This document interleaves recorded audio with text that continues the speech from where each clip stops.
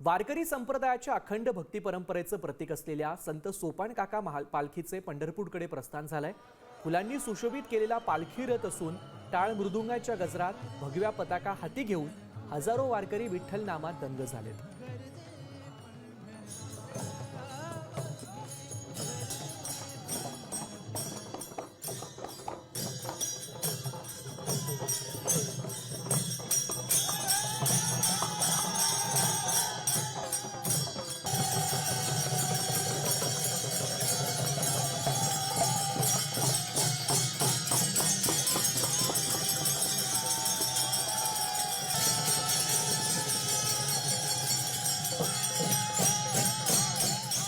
या सगळ्याच ठिकाणून आढावा घेतलाय आमचे प्रतिनिधी रोहिदास घाटगे यांनी। संत सोपान काकांचं समाधी मंदिरातून पालखी प्रस्थान पंढरीच्या दिशेने झाल्याचं पाहायला मिळते। लाखोंचा जनसमुदाय हा सासवड नगरीमध्ये दाखल झालेला आहे।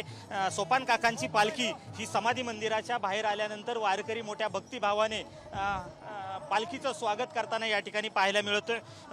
कडाक्याचं ऊन आहे सध्या आणि या उन्हात भक्तिरसात निहाळून निघालेला हा वारकरी आज सोपान काकांच्या या सोहळ्यामध्ये पाहायला मिळतोय। खरं तर सासवड नगरीमध्ये संत श्रेष्ठ ज्ञानेश्वर माऊलींचा पालखी सोहळा मुक्कामी आहे, तर ज्ञानेश्वर माऊलींचे धाकटे बंधू सोपान काकांची पालखी दुपारच्या सुमारास या ठिकाणी पंढरीच्या दिशेने मार्गस्थ होते। धाकट्या भावाला पंढरीच्या दिशेने मार्गस्थ करणारा हा सोहळा या ठिकाणी वारकऱ्यांच्या या भक्तीमध्ये निहाळून निघालेला आहे। वारकरी हा सोहळा अनुभवण्यासाठी कुठंतरी या सोहळ्यात सहभागी होण्यासाठी एक वेगळ्या उत्साहात या ठिकाणी तल्लीन झाल्याचं पाहायला मिळते।